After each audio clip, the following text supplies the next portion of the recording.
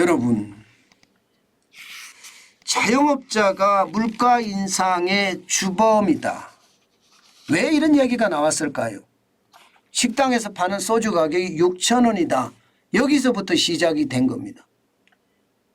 예. 사실 서울에 식당에서 파는 소주 가격이 이게 4,000원 정도 하던 소주 가격이 5,000원으로 오른 것도 사실이고요. 강남 쪽에서는 5,000원 소주가 6,000원으로 오른 것도 사실입니다.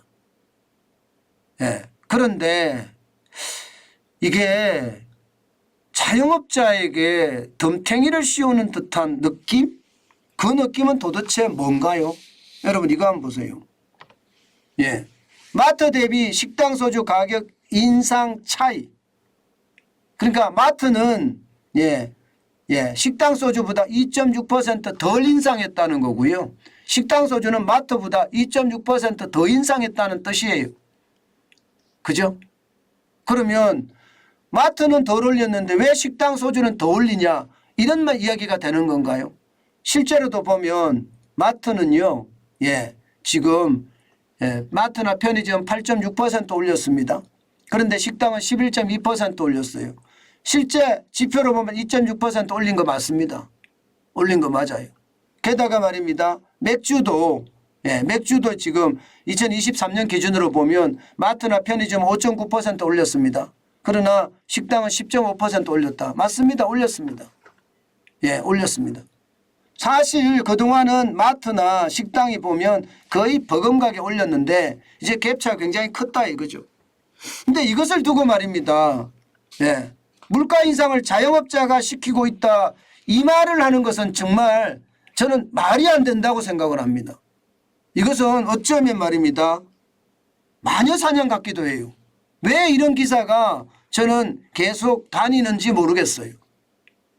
그리고 이런 기사가 나오면 반드시 들어가야 될 몇 가지 요소가 있습니다. 여러분, 최저임금이 얼마나 올랐습니까? 자영업자들이 버틸 수 있는 한계 끝에 몰렸어요. 지금 지난 정부 5년 동안에 40%가 넘게 오른 인건비, 이거 어떻게 감당하라고요? 이게 인건비만 오르는 게 아니잖아요. 최저임금이 오르면. 시간의 수당 다 오르죠. 퇴직금 오르죠. 보험료 다 오릅니다. 자영업자는 그거 고스란히 혼자 부담을 다 해야 돼요. 40%가 늘어난 인건비를 도대체 누구 보러 감당하라는 겁니까? 소주값 올랐다고요? 소주값 올랐다고 그러면 여러분 인건비 조금만 내립니까?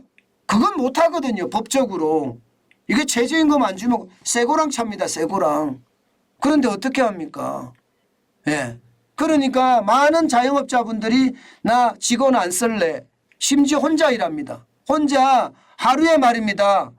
8시간 일하는 게 아니에요. 이거는 진짜 신이나 할 수 있는, 자영업자 입장에서 보면 신이나 하는 일이라고 생각합니다. 자영업자가 8시간 일해서 돈 번다는 건 불가능하거든요. 10시간은 기본이고요. 10시간. 12시간, 14시간, 15시간, 16시간, 심지어 18시간까지도 일하는 사람이 수두룩합니다. 왜? 인건비가 너무 비싸니까 감당할 여력이 없잖아요. 감당할 여력이 없습니다. 그러면 인건비 올렸다고 제품 가격 쭉쭉쭉쭉 올리나요? 못 올립니다. 올려봤자 여러분, 손님만 떨어질 뿐이에요. 어디 그뿐입니까? 인건비만 올라갔습니까? 아니잖아요. 지금 여러분 알다시피 전기가스 수도요금은 얼마나 올랐습니까? 지금 전기료 같은 경우는 기본이 20% 30% 오르는 건 우습다고 하고요. 이게 누진까지 붙어버리면 2배까지 오르는 그런 자영업자들도 수두룩하거든요. 이게 중소기업도 마찬가지거든요. 어디 그뿐입니까? 가스값은요. 가스값도 마찬가지예요. 20만 원 30만 원 나오던 가스값이 한 달에 많이 나올 때는 50만 원 60만 원 나온다고 합니다. 그러면 이걸 어떻게 감당해요? 어느 누구도 감당할 사람이 없어요. 어느 누구도. 어디 그뿐입니까 여러분? 식자재는 또 얼마나 올랐습니까? 식자재는 말이 못할 정도로 올랐습니다. 요즘 같을 때는요. 한파에다가 여기에다가 이 작황이 나빠진 것까지 감안을 하면 여러분 식자재 등급의 어떤 상승은 말도 표현을 못해요. 그렇다고 다 못 올립니다. 다 못 올려요. 그러니까 자영업자들은 너도 나도 알 것 없이 수익 내는 사람이 없어요. 지금 월 평균 순수익이 제로인 사람이 절반입니다. 절반. 손실 봤다는 사람은 7명 10명 중에 3명이나 되고요. 이익 봤다는 사람은 겨우 2명 뿐입니다. 자영업자들이 소주값을 올리고 맥주값을 올리고 저도 뭐 가서 실제로 소주를 먹으려고 하면 5,000원 6,000원 사실은 부담은 돼요. 부담이 되죠. 소주 한 병만 먹고 말 것 아니잖아요. 맥주 한 병만 먹을 거 아니잖아요. 2명에서 가서 뭐 수육에다가 시켜놓고 2명에서 먹는데도 이게 뭐 6만 원 7만 원 8만 원 우습게 나오니까 무섭죠. 무섭기는. 그런데 이게를 여러분 자영업자 때문에 물가가 오른다. 저는 이렇게 몰고 가서는 안 된다고 생각합니다. 지금 그 어느 때보다 여러분 이게 그동안에 자영업자들의 어떤 고난 고통을 한번 생각을 해보시고 최저임금에 대한 어떤 방안 이거 반드시 생각해야 되고요. 또 주 52시간제 어떤 개혁 반드시 이뤄내야 됩니다. 지금 말입니다. 인건비가 얼마나 올라갔나 하면 최저임금 올라간 정도가 올라간 게 아니에요. 사람이 없으니까 시장에 더 많이 줘야 되거든요. 이게 최저임금으로 따지면 9,650원인가요? 9,670원인가요? 9,620원. 9,620원이 주는 게 아니에요. 주유수단까지 포함시키면 11,000원이 넘는 데다가 사람이 안 오면요. 12,000원, 13,000원, 15,000원 주는 거 다반사입니다. 저는 이런 것을 보면서 이런 기사가 굉장히 중앙에 있는 아주 핵심 매체부터 시작해서 인터넷 매체까지 이렇게 떠다닌다는 자체가 자영업자들이 소주값을 올리는 것이 물가 인상의 단초다 이런 느낌을 받게 하거든요. 저는 이런 느낌 없었으면 좋겠습니다. 정부가 지금 제일 먼저 해야 될 것은요. 주 52시간제부터 먼저 개편을 해야 돼요. 그래서 일할 수 있는 환경을 만들어야 되고요. 또 실업급여에 대한 개편 반드시 필요하지. 그래야지 사람들이 밖으로 많이 나올 거 아니에요. 최저임금이 올라도 감당할 수 있는 게 될 수 있잖아요. 그러면 얹어서 더 줄 필요는 없잖아요. 주유수단까지 포함하면 11,000원만 줘도 일할 수 있는 사람들이 생기는 이런 정책적인 게 뒤따라야 되는 거예요.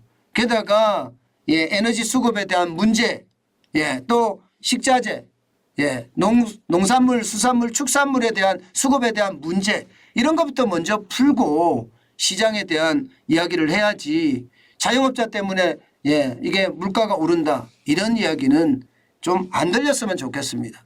안 그래도 자영업자들은요 지금 죽어납니다. 솔직히 죽어나요. 빚은 많죠.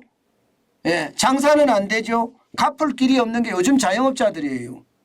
이들에게 말입니다. 또 다른 비수를 꽂는 것 저는 안 했으면 좋겠다고 생각을 합니다. 진짜 그들에게는 최악이라고 저는 이야기할 수 있다고 생각합니다. 그나마 요즘은요. 점심 장사는 좀 돼요. 그래서 다행이라고 이야기해요. 그러나 저녁 장사가 안 되잖아요. 저녁 장사가.